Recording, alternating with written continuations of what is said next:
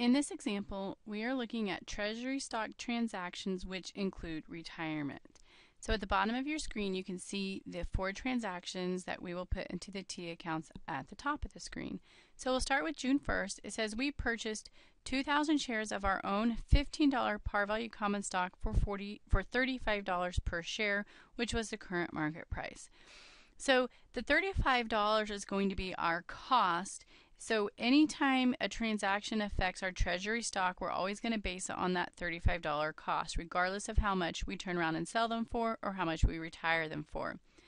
The $15 par value at this time is not a number that we're going to use, but we will need it when it's time to retire, because remember, the par value is always associated when we use the common stock account. So if we purchase 2,000 shares for $35 per share, we're going to have to decrease our cash account on June 1st in the amount of $70,000. The $70,000 is a result of 2,000 times $35 per share. So then we're also going to debit our treasury stock account for the same amount. Again, the 2,000 shares that we bought back at $35 per share. So that's June 1st. Then on June 10th, we sold 500 of those $2,000 shares of treasury stock that we purchased on June 1st, and we sold them for $40 per share. So at this point, we bought them for $35 and we're selling them for $40, so we're making a profit. We're selling them for $5 more than what we paid for them. So when we sell treasury stock, we're going to receive cash. So on June 10th,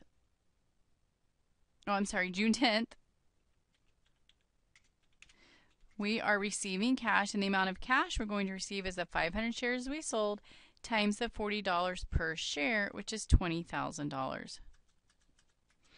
Now, since we sold them, they're no longer in our treasury stock, so we need to take them out of our treasury stock on June 10th. However, we're not going to take $20,000 out of our treasury stock because we're only going to take 500 shares times the $35 we paid for them. So that's going to be $17,500. So in this scenario, we have a discrepancy. Our debits don't equal our credits. So anytime we sell our treasury stock for more than what we paid for it, it's going to affect our paid-in capital account for the treasury. So the difference on June 10th will be credited to our paid-in capital account treasury in the amount of $2,500, which is a result either of $20,000 minus $17,500 or the $5 difference between the 35 and the 40 times the 500 shares. Then on the 20th, it said we sold 700 shares of treasury stock purchased on June 1st for $29 per share. So now we're selling them for less. So first we're going to record the cash that we receive. So on the 20th, we're going to receive 700 shares times our $29 per share, which ends up being $20,300. Now the thing about treasury stock is if we sold them, we also need to decrease our treasury stock on the 20th. However, every transaction with treasury stock has to be based on our cost of $35. So we sold 700 shares times our $35 that we paid for them is actually $24,500. So you'll notice if I take the $24,500 minus my $20,300, I have a significant difference. So what happens in that scenario generally is we take that difference out of our paid-in capital because that's where we put our extra. So it would just make sense that's when we're going to take, that's what we're going to take from when we're negative. However, I can't take out more than what's here. So my discrepancy of my $24,500 and my $20,300 is $4,200, but I can only take $2,500 of that difference from here.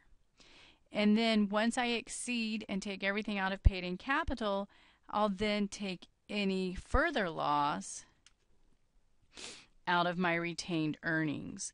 The definition of retained earnings is all the money that a company has earned minus any dividends paid out or any losses paid out.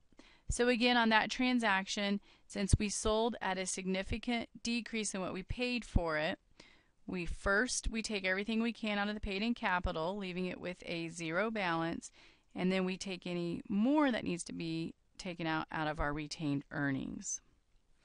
Then on the 30th, we retired the remaining shares purchased on June 1st. The original issue price was $21 per share. So this one gets a little bit trickier. First, we have to determine we had 2,000 shares. Then we sold 500, which left us with 15,000. Then we sold 700, which leaves us with 800 shares. So we are going to retire those remaining 800 shares that we had purchased on June 1st. So what's going to happen in this transaction is if we retire them, they're no longer going to be common stock. So right now you don't see that we have a balance in our common stock, but we do. So we're going to have to take a portion of what we're retiring out of common stock. And then if there's any additional capital associated with that, just like when we issued it, we'll have to take it out of our additional paid-in capital. And then definitely take it out of Treasury since we're retiring it. And then if we have any loss, it'll affect our retained earnings. So let's start with our Treasury stock account. So on the 30th, I am retiring the remaining 800 shares, and I paid $35 per share. So we're going to have to decrease our Treasury stock with the 800 times the $3,500 per share, which is $28,000. Okay. Then I want to eliminate my common stock account. So remember, common stock is always based on par. So I have these 800 shares that I had paid a $15 par value for.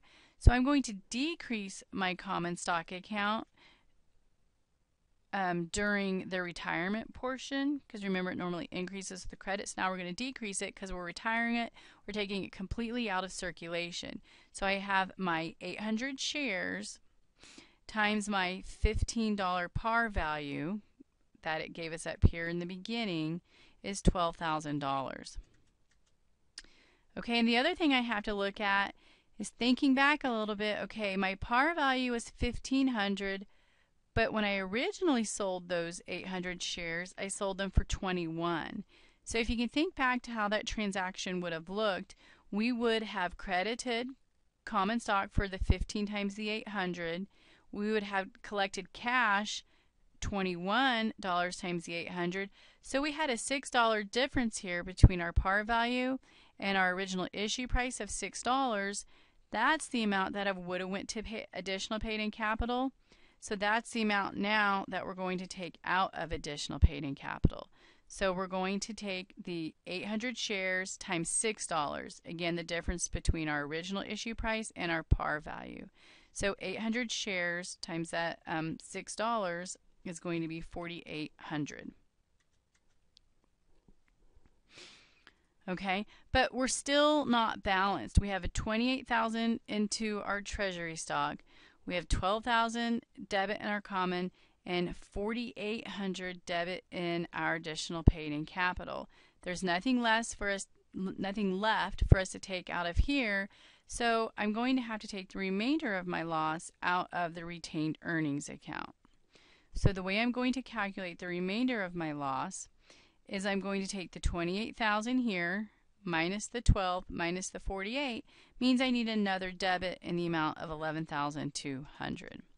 So this last example is pretty tricky. You have to remember how the transactions look when you originally issued those. And so when we're retiring it, we're just taking it off the books. So that's why we're decreasing our common stock and we're decreasing our additional paid-in capital. And the reason we have such a large loss is because we originally issued those at 21, but then we went and bought them back for 35. So we bought them back for a significant amount over what we originally issued them for.